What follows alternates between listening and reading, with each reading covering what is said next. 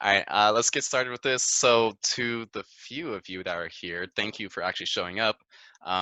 This is our fourth talk of the summer, and we have Tanner Bloks here, 589 class of 2013.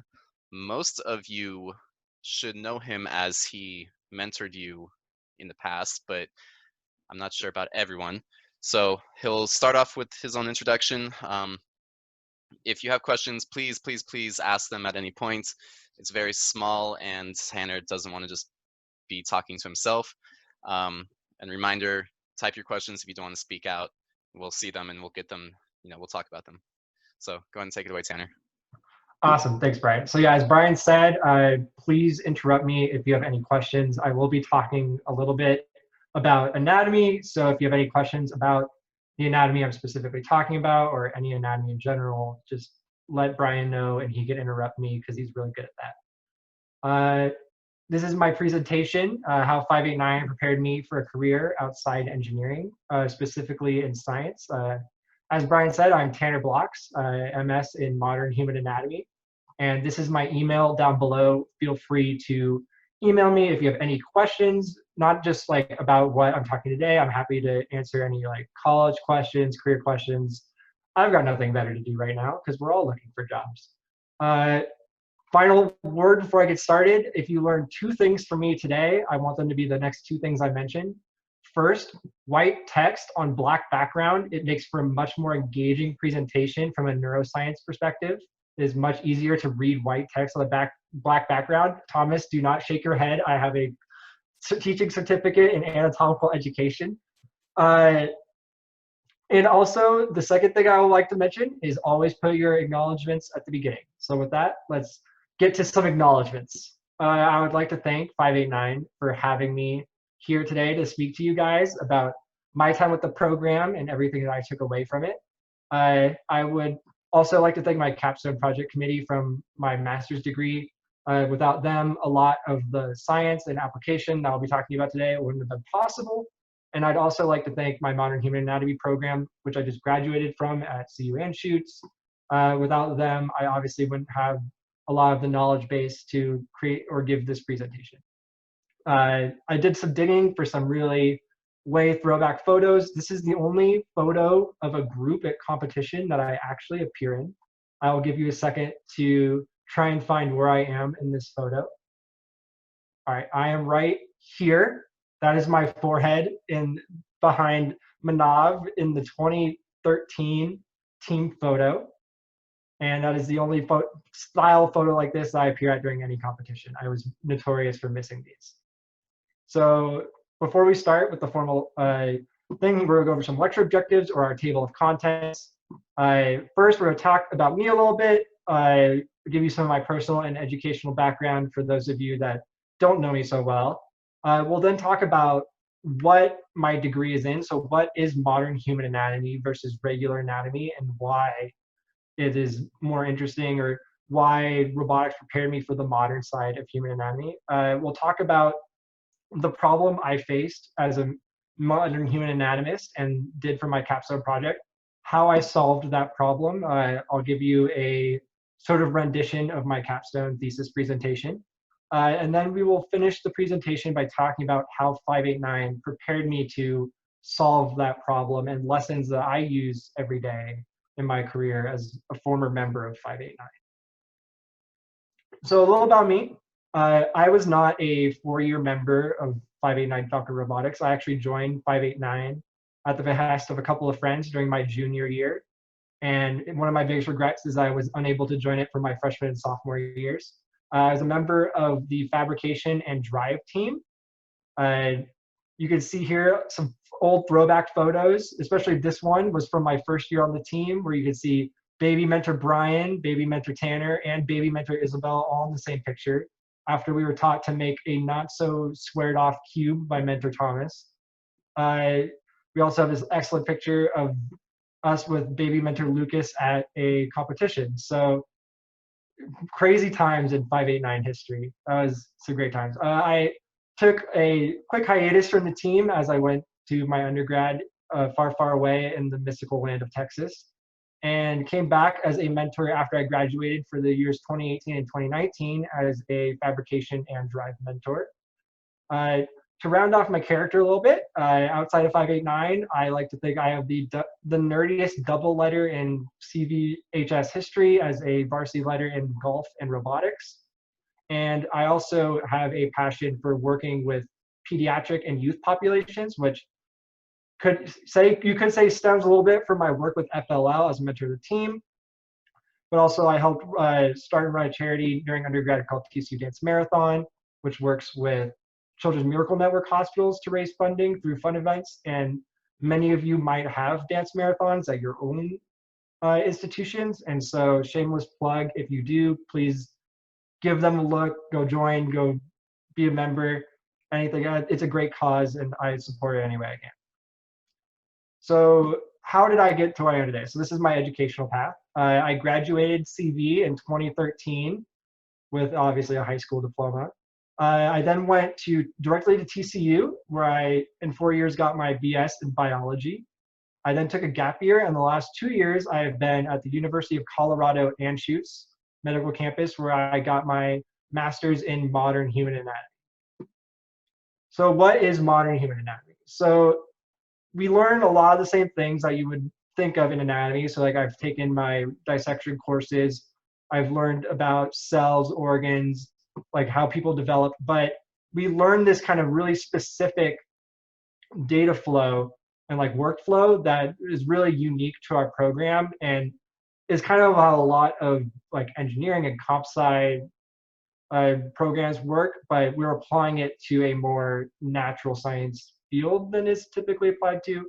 So we learned a lot of raw data interpretation and understanding like this is a CT scan, this is an ultrasound scan, which we'll talk about a lot today. And then this is actually something unique that we do in our program. So we are working with a department on campus that works on the Visible Human project. So this is actually a 60 nanometer slice of an ice block that we froze a human being in and then took a picture of. And we've taken thousands upon thousands of these slices and then used them to reconstruct 3D virtual humans, where you can like select specific organs and color certain things, and you can use them to teach people how to dissect.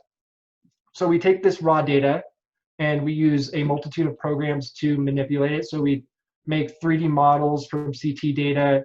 We use MATLAB to measure bones and compare them along a multitude of different scales. We do a bunch of different comparative analyses with modern techniques. And like before this sort of thing, we would just like measure them with rulers and forceps and just take really hand measured stuff. And so with modern technology, you're able to digitize a lot of that workflow.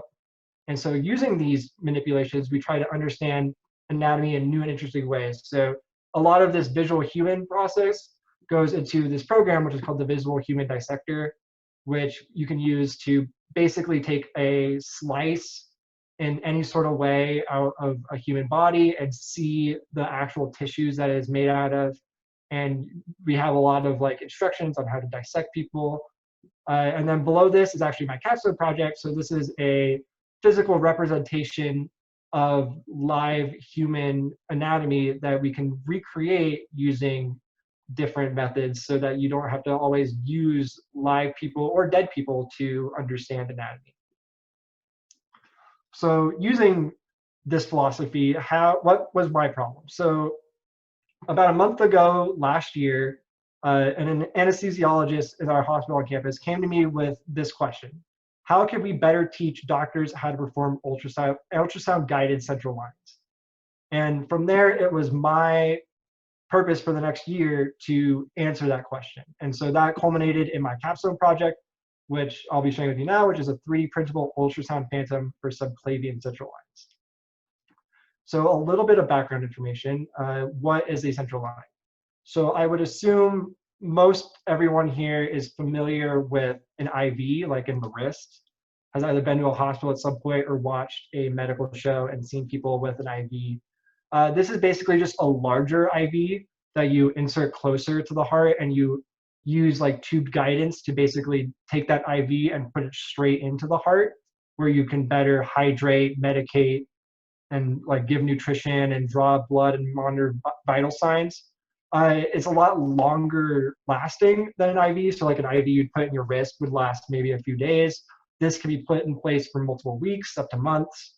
It's commonly used for like prolonged hospital patients. And it's a very, very common procedure that is done in hospitals across the country today. The difference is recently there's been an uptick in using ultrasound to do these procedures. So up until maybe the last 15, 20 years, we used what was called the landmark technique. And you can do this with me right now. So you can make, if you make an L with your thumb and your pointer, and then you take your L and you take your thumb and put it in the notch right in above your sternum, above your chest bone, and then take your pointer and put that along your collarbone or your clavicle.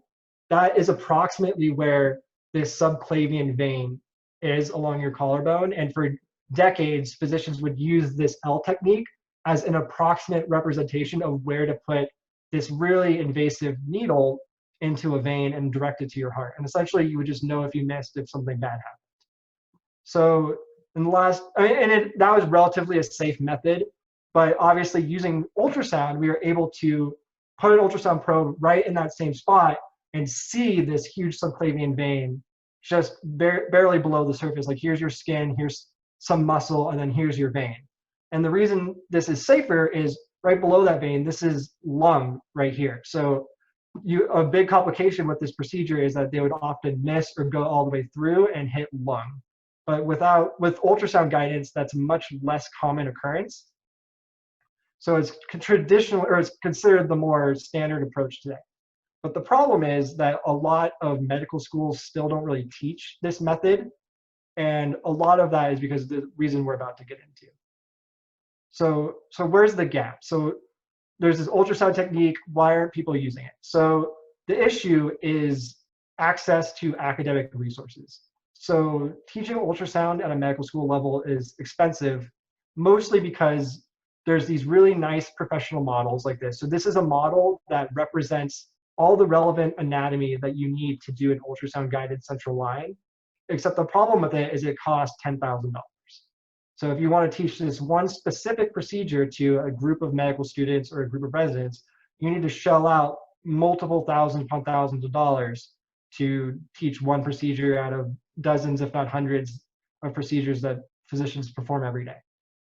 The alternative, traditionally, to one of these really expensive models are these really cheap perishable models. So this is someone making a kidney for practicing ultrasound procedures using gelatin.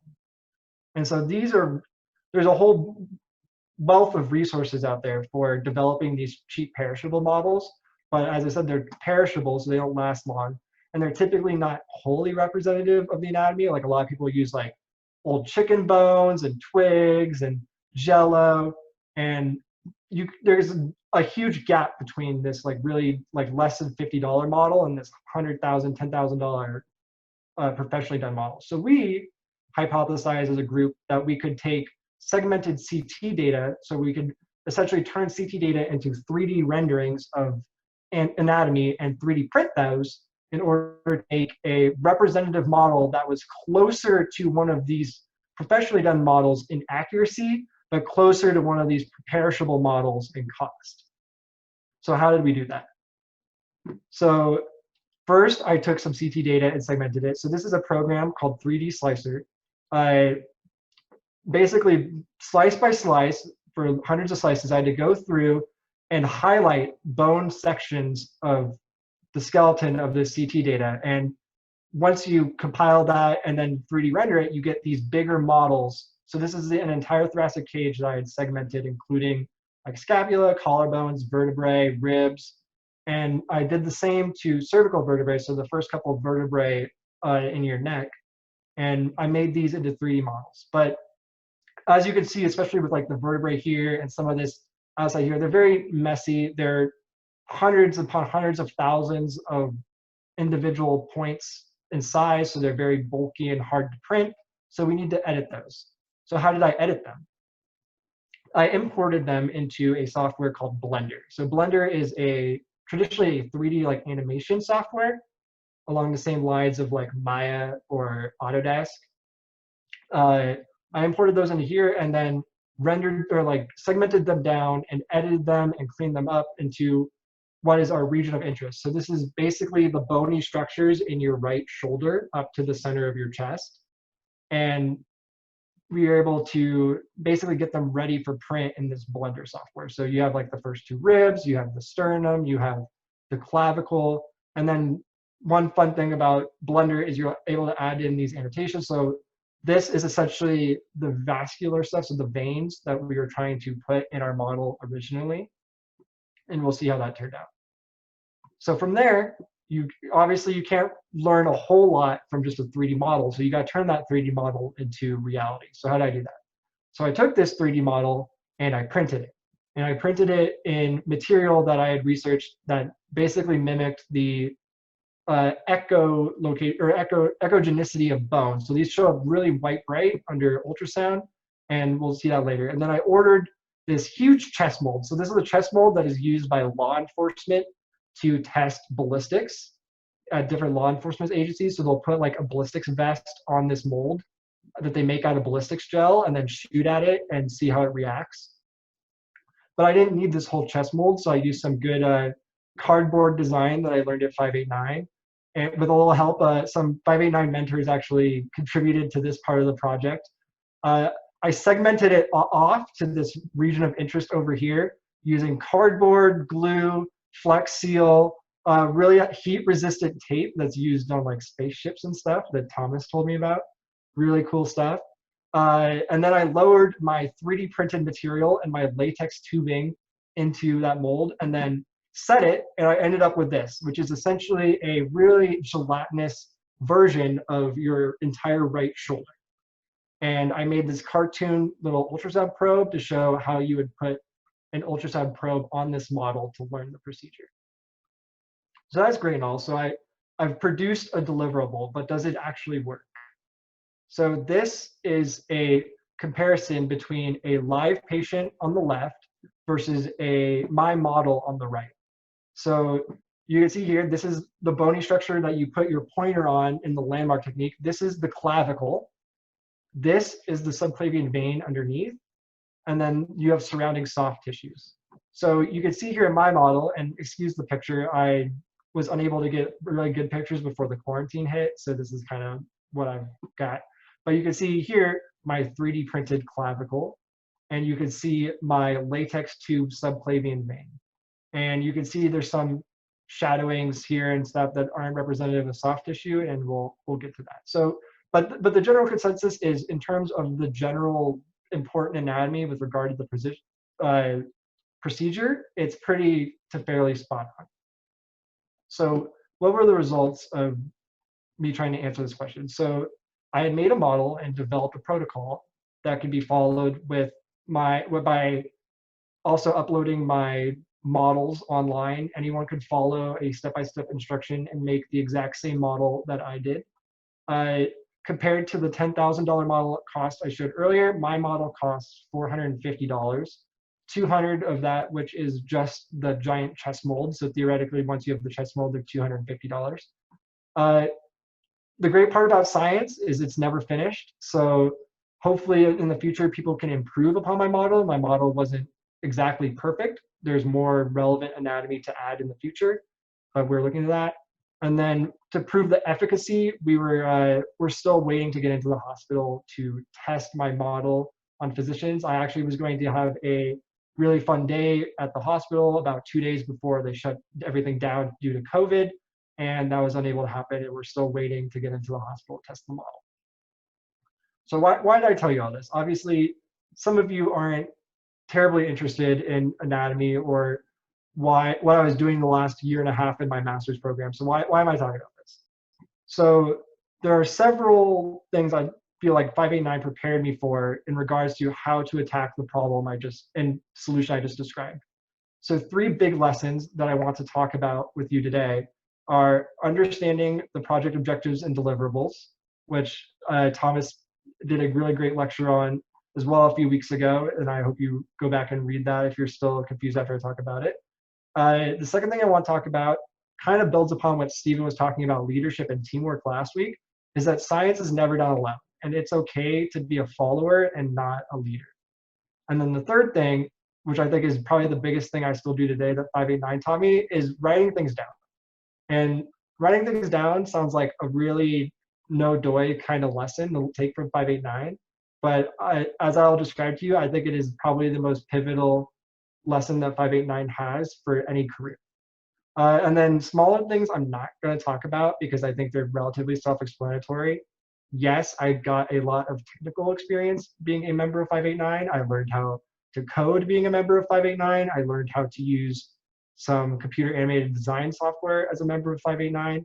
But I think we're increasingly becoming part of a world where a lot of that stuff is becoming more and more necessary to learn, not just like something to do for fun. And so I would implore anyone that has yet to take any of Dr. Neat's computer science classes to go ahead and do that, because I think those are skills that apply to any career, not just engineering or comp sci or other hard sciences. So let's break this down. So understanding project objectives and deliverables. So if 589 prepared me to do one thing and one thing only, it's how to answer a question. And I think that is because the hardest part of any FRC season and the like most engaging part of Dr. Neat's engineering class is Wednesday challenges and week 1 of build season. So we can attack week 1 build season much like how I would attack today a question posed to me by a principal researcher. So I was given a research, we can go through this both in terms of FRC and in terms of my project. So I was given a research question. So as I said at the start, my research question was how I could deliver a more engaging experience for people trying to learn ultrasound guided central lines. But what is your research question? Your research question is your FRC game every year. So you get a question proposed to you during a single day every year, and it's in the form of a game. And then I took my question, so my ultrasound question, and I had to figure out how I wanted to answer it. So there was many ways to teach an ultrasound guided central line. I could have developed pamphlets. I could have developed a simulation from a game. I could have done a multitude of things. But in the end, I decided that the optimal way to attack my problem was through a ultrasound phantom, and I developed a question that I can develop a more effective ultrasound phantom that is currently available. So that was my hypothesis. What was your hypothesis? Your hypothesis is your robot concept. So you guys fortunately get to spend a whole week yelling at each other back and forth about what your hypothesis is going to be. And it's not always right. I know I'm not always right with my hypotheses, but developing this concept, I believe, is the hardest part of science in general. And certainly I think the hardest part of any build season on 589. And I think developing concepts is a skill through 589 that I use every day, and a skill that set me above some of my peers as I was going through this process, where I was able to do it using the skills I took through 589. And then to round off the end of week 1, it's not all of experimental design, but you get into those little bits of robot design where you start to design specific aspects of your robot. Not only like, oh, my concept is I'm going to put a frisbee in this thing, but how am I going to put the frisbee in that thing? And so I think those 3 concepts together are one, your week 1 of build season, and 2, a method process that people in my position go through all the time, and something that you need to be really efficient at if you want to progress in a career in science. Anyone could follow a protocol. So like once you have that design, I think anyone could follow a design and a protocol and build a robot or do hard science when given the right technical skills, but not everyone can effectively and efficiently develop from a question to a potential answer. And I think the skills you get doing that as members of 589 are really invaluable. Secondly, and we're going to have a video to help explain this point because this is one of my favorite YouTube videos ever, and it's dated enough at this point that I think many of the 589 community will either not remember it or have not seen it anymore. So the second point I want to try to make that I learned as a member of 589 is that science is never done alone, and it's okay to follow others and support other people's ideas. So to illustrate that, let's watch this video real quick. If you've learned a lot about leadership and making a movement, then let's watch the movement happen start to finish in under 3 minutes and dissect some lessons. First, of course, a leader needs the guts to stand alone and look ridiculous. But what he's doing is so simple, it's almost instructional. This is key. You must be easy to follow. Now here comes the first follower with a crucial role. He publicly shows everyone else how to follow. Notice how the leader embraces him as an equal. So it's not about the leader anymore. It's about them, plural. Notice how he's calling to his friends to join in. So it takes guts to be a first follower. You stand out, you brave ridicule yourself. Being a first follower is an underappreciated form of leadership. The first follower transforms a lone nut into a leader. If the leader is the flint, the first follower is the spark that really makes the fire. Now here's the second follower. This is a turning point. It's proof the first has done well. Now it's not a lone nut and it's not two nuts. 3 is a crowd and a crowd is news. A movement must be public. Make sure outsiders see more than just the leader. Everyone needs to see the followers because new followers emulate followers, not the leader. Now here come 2 more people, then 3 more immediately. Now we've got momentum. This is the tipping point, and now we have a movement. All right, we're going to stop there because I think that illustrates the point I want to make. And the point I want to make is not that people on psychedelics are really bad at dancing, but that it's really easy to be that lone nut sometimes that's dancing off on the sides with your own idea and just like feeling good about yourself and being that nut. But the hardest part sometimes of developing ideas is being that second person to come along and say, hey, you've got a good idea. Let's figure out how to build upon that. So knowing, and this is a skill I think I learned as a part of 589, but I wasn't necessarily even good at as a member of 589. And I think people being better at this while they're a member of 589 would be a huge benefit to the team. So knowing when to push others' good ideas is a lot harder than thinking you have a good idea yourself. And this might sound harsh, but a lone nut without any followers is still a lone nut. So I don't care how good an idea is, whether it's a cross-court shooter or a ramp or a cinder bot, if no one else is willing to follow your idea, it's not a good idea. And being able to get people to follow along with your ideas and helping get people to follow along with their own ideas is a skill within itself. And science is never, scratch that, not say never, but a lot of science is done not by being that lone nut that sits off in the wilderness having good ideas, but by being the person to build upon that lone nut's ideas. A lot of science is building upon other people's good work. And I think that's a really good lesson that 589 teaches really well. My last big idea is that you should always be writing things down. So as the great Adam Savage once said, the only difference between screwing around and science is writing it down. And I think this is something that 589 and Dr. Neat are light years ahead of other educational institutions on with their notebook. So to this day, this is the notebook that I was using as part of my capstone project. And ironically, my first entry in this notebook was about a year ago today.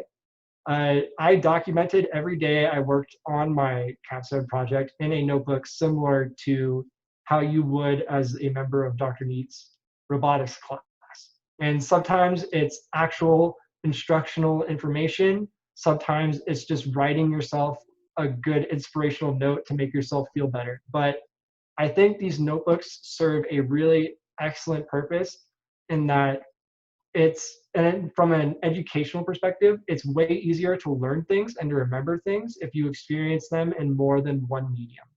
So that's why note taking by hand is such a more effective way to learn than like taking notes on your computer or just watching lectures, because engaging your mind around a problem in multiple ways not only helps you remember it better, but gives your mind opportunities to attack problems through different resources across your brain. So you might not think that writing a really small segment of progress on a specific day a year ago means a whole lot over the course of a project, but those days add up, and over the course of an entire project, those can make really meaningful differences in how you attack and understand problems. And I would highly recommend that, not only for like individual projects, but for like individual classes in your everyday life, that you try and write down as much as you feel you can. And I do that not only for my own projects, but for other things in my daily life. That kind of sums up my presentation. I know there's a whole lot of you here to ask questions or stop me. So I feel like that went really fast, but I'll be here for as long as you need to answer any questions. Thank you. And I can stop this, I guess.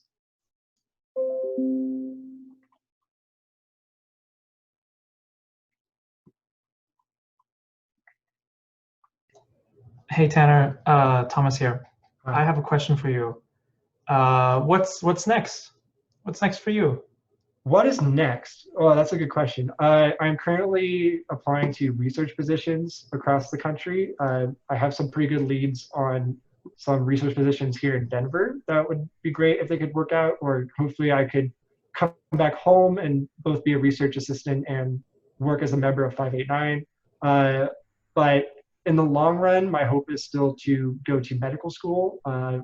As I said early on in my presentation, I've always had a passion for working with youth populations and pediatric medicine. So one day I would still like to work with one of those populations. Awesome. With modern human anatomy, what kind of career prospects do you have? So that's a great question too. So modern human anatomy, one, is a stepping stone to teaching careers. So if you are interested in anatomy or anatomical education and you would like to be a teacher, this is a great place to go. And I am currently qualified to teach anatomy at like an undergraduate to graduate level. There's also a great stepping stone to technological careers. So we have a lot of people that go on to work on like digital databases, that work with like biotech companies for pushing like how to clinically explain to physicians what different biotech does. So here's some insight that the medical community might not like me sharing with you, but your doctors don't actually know that much about the human body. They learn it their first year of medical school, and then from there on, they mostly just remember like how to do things to your body, not what the body actually does.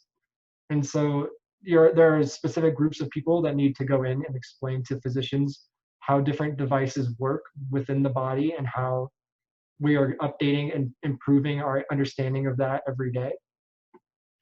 You can also work in research. So I'm trying to get into more like bench research right now as a means to just kind of improve my resume for getting into medical school. So we have a lot of people that do like sleep studies. So we have a lot of graduates on our campus that work as a part of a sleep lab where they study how being awake for extended periods of time affects bone density and other sorts of anatomical variations.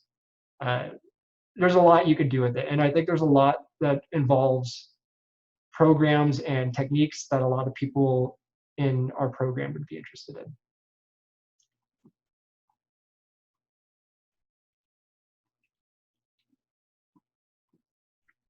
It doesn't even have to be about anatomy, guys. I'll answer personal questions. I'll answer career questions about college. I'm an open book.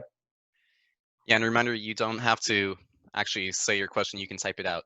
So Eric asks, what was the most difficult problem you had in your project and how did you solve it? So that's a good question. My initial first difficult problem was that my models were way too complex to 3D print in a reasonable time frame. So those first models I showed you were essentially so dense point-wise that it would take weeks to print them if you printed them on the technology we have available to us on campus. So I had to spend a lot of weeks researching how to effectively bring down really high quality density models down to really low poly models were really low poly and efficient for printing, but still really detailed enough to not look like big pieces of block under ultrasound. And so a lot of that was just better understanding. I think a lot of problems people face can be better understood by the tools that they're working with. So it was a lot of like I basically had to take a whole side course on the program I was using in order to find new ways to attack that problem.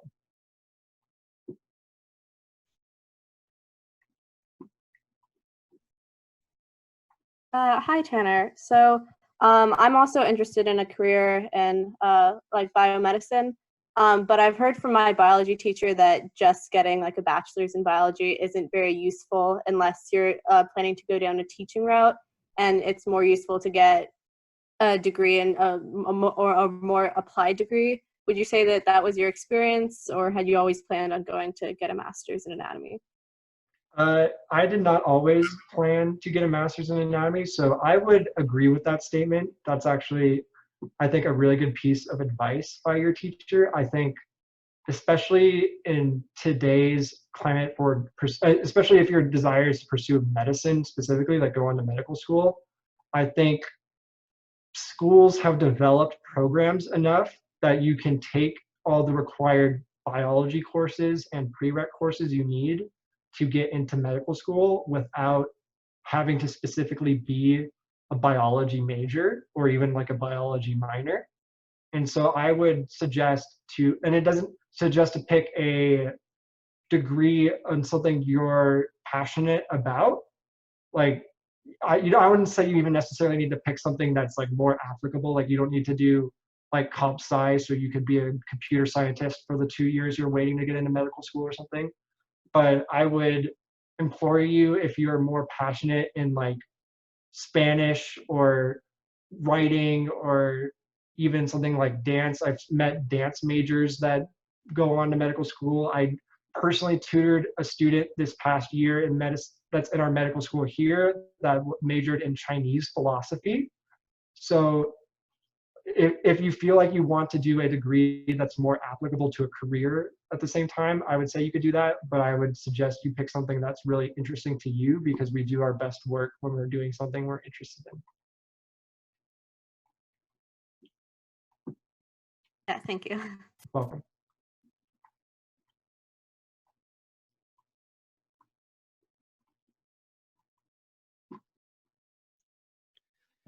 Tell us your favorite 589 story. Oh, I don't know if I'm allowed to put that on video. Okay, maybe not that one. Just I know exclude what you're the year thinking about. 2013. No 2013, or from the year 2013.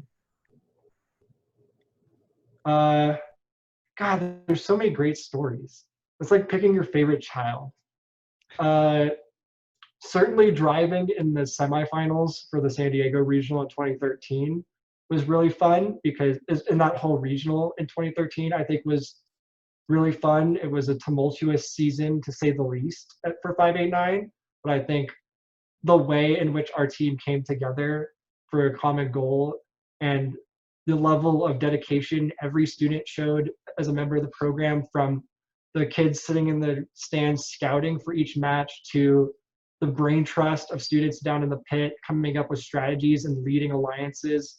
I think that was probably one of the more fun weeks of my life. And I think the amount of sick both Brian and I were at the end of that week were really good examples for the amount of effort and energy we both put into that week, and it was a great time.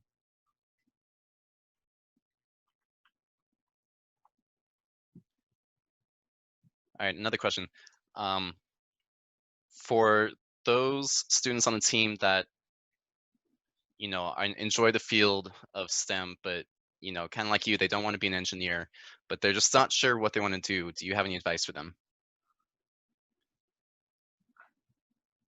That's a pretty heavy-handed question. I think it's never too late to like keep exploring. And I think people today have a really big notion of like, oh, I need to have it figured out by the time I get out of my undergraduate degree, or like if I'm not figured out my life goals by like 25 or 30 or whatever, then I'm screwed. And I think that's not true. There's so many people I know, especially in this program, that are still trying to figure it out, and they're still a lot older than I am, or a lot older than any people I know are. And I think it's never too late to figure out what you really want to do, and like always keep exploring new options. So don't get pigeonholed into thinking you have to make the right decision right now. You you're still young, everyone's still young, and so I think do what interests you the most. And if that leads to something that you're passionate in and a career you want to pursue, that's fantastic. But if you if you get 2 years into a arts major and you decide it's not for you anymore, that's fine too. And obviously it applies to things other than art. I don't know why I pulled that specifically off the top of my head. Don't flame me for it.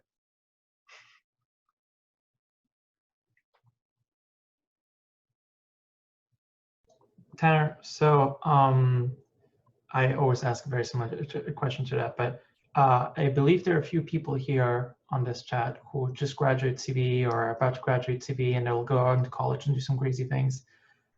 You are one of the few 589ers that have done undergraduate and graduate in different time zones from home, from California. Do you have maybe some advice for some future college students of what it's like to be far away from home? Yeah, sure. The first thing I would say is it's not necessarily for everyone. I think you can certainly make the most out of having a new chance to reinvent yourself, or finding a fresh perspective in a state, especially when I went to Texas, that was so much different from California ideologically, where you're going from areas where you obviously are surrounded by more Californian type people to Texan type people. And the amount of memes that I've gotten about my time in Texas make me feel like everyone understands what I'm trying to say here. It's also, being on your own is a great time to, as I said in the previous question, is to explore new things and find new things about yourself without having the pressure of what people previously feel you are. So I think especially after coming back with TCU and then moving here to Colorado, I was able to experience a lot of newer things about myself and explore different sides of myself that I didn't necessarily have a chance to when I lived for a year back in LA, between TCU and Colorado. My last piece of advice on such a move is, obviously you no longer have the constraints or immediate support available to you that parents or friend groups or social groups provide. So you need to be careful about being an independent person, but not letting that independence take you too far, because you're not going to have those people around you right away that will immediately bail you out and say, hey, you need to go study because you've been playing video games for 8 hours today. Or, hey, maybe you should not go to the gym because you've been eating a lot of snacks recently. You need to, there's a level of self-discipline involved with moving on your own to a new part of the country that I think you don't necessarily have to have when you're in the safety of your old neighborhood.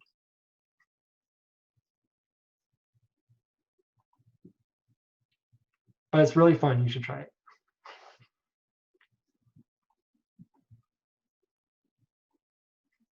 Also, I love LA. My opportunities have taken me other places.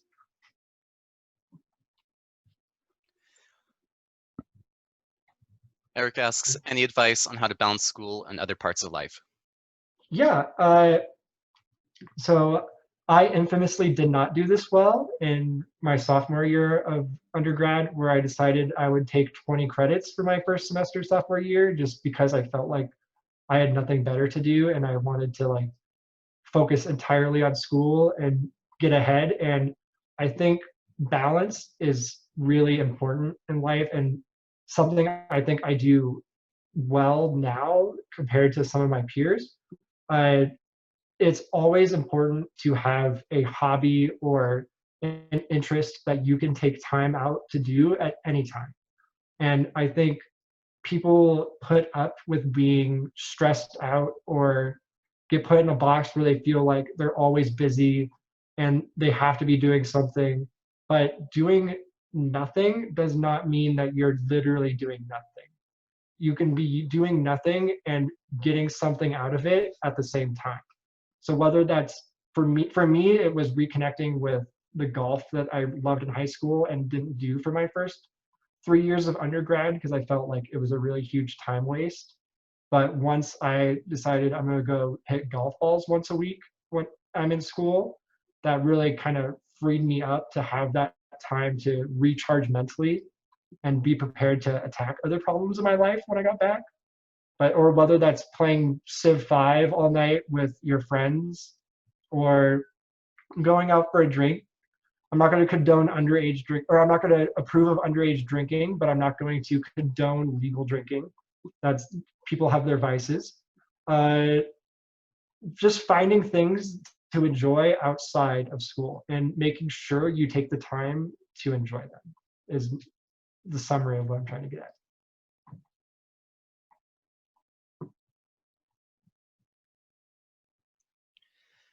I want to kind of bring focus to your experience for applying to undergraduate colleges and how you were so ambitious and applied to all these top schools. And how many did you get accepted to? That was a loaded question, sir. No, I'll share that. I'll share that experience. So, Well, and let me finish off my actual question. oh yeah, Would you have changed what you know, how you approached it, and what advice do you actually have for students reaching that point in their high school careers? yeah, I think that's a good question. Let me take a drink first. I've been talking a lot. Go Dolphins. So in undergrad, I was I had good numbers. Let's say I had a good application, but I wasn't necessarily a good student because I was the type of student that never studied but did okay enough to get by. That led me to think that I was smarter than I was and had a better application than I actually did. And I applied to a lot of top tier schools. Infamously, off the top of my head, I could think like I applied to Duke, Johns Hopkins. I don't think I applied to Stanford, like UCLA, Berkeley, schools that numbers wise I qualified for, but were like not as sure a bet at the time that I thought they were. And TCU ended up being at that point in my life my safety school that I felt pretty confidently I could get into.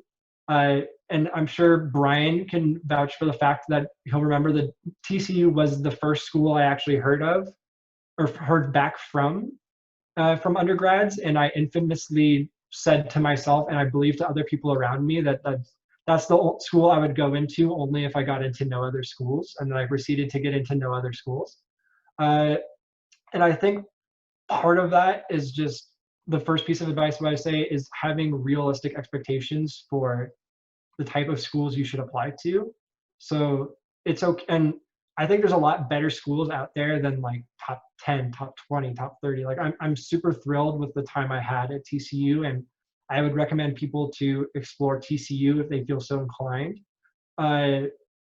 So one is just managing expectations and not like I did most of my college application experience alone and didn't really like seek advice or talk to a counselor or even really talk to my parents about it. I just kind of did it and they trusted me at that point in my life to do that, which they 100% should not have. Hopefully they don't watch this. So that's my first piece of advice is managing expectations. And two, if I could do it over again, I would put a lot more focus into where the schools were and the extracurricular environment that they provide rather than necessarily the actual like numbers behind the school. I think and that might just be because my biology degree isn't as impactful on my actual career as other degrees are, and it's still important to find schools that are good at the thing you want to learn. But having an environment that you feel comfortable to learn in, and an environment that you feel comfortable exploring and being a member of, is probably just as, if not more important than the actual lecture material that will be provided to you at any university. Because if you don't feel comfortable in the environment you're learning in and feel like you have the ability to recharge and balance your school and work life, that, like I talked about with Eric's question, then you're not going to succeed no matter what rank your school is. And so I would really, really focus on schools that you feel cater to not just your academic interests, but your personal interests as well.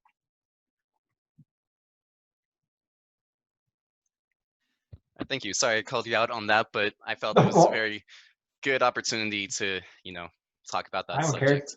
care. 8 years ago, Tanner was an idiot, and I stand by that. Amen. All right. Does anyone else have any questions?